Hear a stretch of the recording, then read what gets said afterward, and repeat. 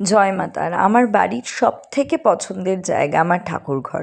আসলে আগে না বেডরুমের মধ্যেই তারা মাকে ওখানে রেখে পুজো করতাম, তো মনটা কেমন লাগতো।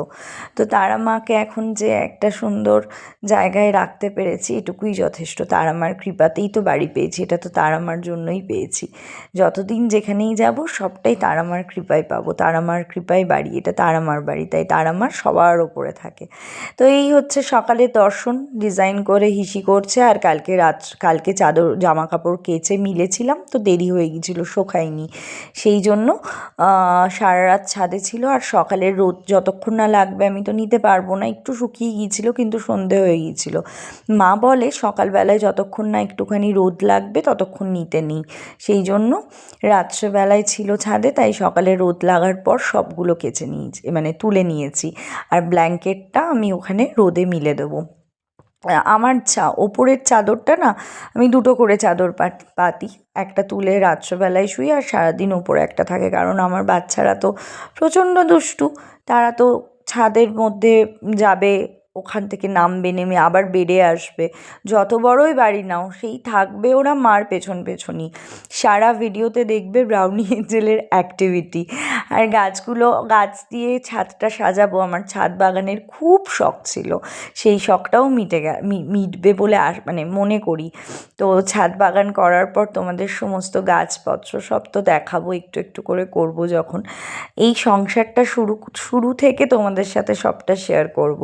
আর আমার ভুল দোষ বা আমাকে কোনো অ্যাডভাইস দিতে হলে প্লিজ তোমরা কমেন্ট বক্সে আমাকে জানিও, তাহলে তোমাদের অ্যাডভাইস পেলে, কারণ তোমরা আমি মনে করি আমার থেকে অনেক বেশি সংসারী, তোমাদের থেকে কিছু জানতে পারলে আমার ভালো হবে, সেটা গাছের সম্বন্ধে হোক, ঘর সাজানোর সম্বন্ধে হোক, সবটাই আমাকে জানিও প্লিজ, তোমরা গাইড করো, ঠিক আছে? এবার নিচে এসে সমস্ত কিছু গোছাচ্ছি। আচ্ছা, আজকে কিন্তু পুরো ব্লগটা শেয়ার করব না, এটা আমার শুধু সকাল, মানে ঘুম থেকে উঠে আমার কি ডিউটি। আগে যারা আমার সাথে ফোনে কথা বলে বা যাদের সাথে আমার সম্পর্ক আছে তারা জানে মিলি কটায় ঘুম থেকে উঠতো। এখন আমাকে কত তাড়াতাড়ি ঘুম থেকে উঠতে হয় জানো? বলে না বাড়িতে সবার সাথে থাকলে একটা আলাদা ব্যাপার, দুই মাই আমাকে তাই বলে যে তুই কত তাড়াতাড়ি উঠছিস।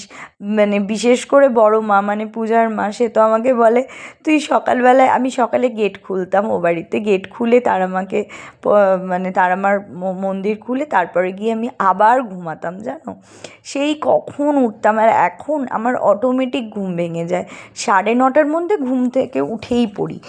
আর এমনিতে নোংরা যেদিন ফেলার থাকে ডাস্টবিন, সেদিন তো আরও সকালে। এখন না এই বাড়িতে এসে আমি খুব মিস করি ওই বাড়ির বিদ্যুৎ কাকা, তারপরে বাকি যারা ছিল সবাইকে, সেটা অঞ্জলিদি হোক, নয়নতারা হোক, সবাইকে, মানে যতজন আমাদের বাড়িতে হেল্প করার লোক ছিল তারা সবাই। বাড়ি তো আমি এখনও সাজিয়ে উঠিনি, তাই তোমাদের হোম ট্যুর দিচ্ছি না, আপাতত যেটুকুর মধ্যে যেটা করছি আমি এটুকুই দেখাচ্ছি।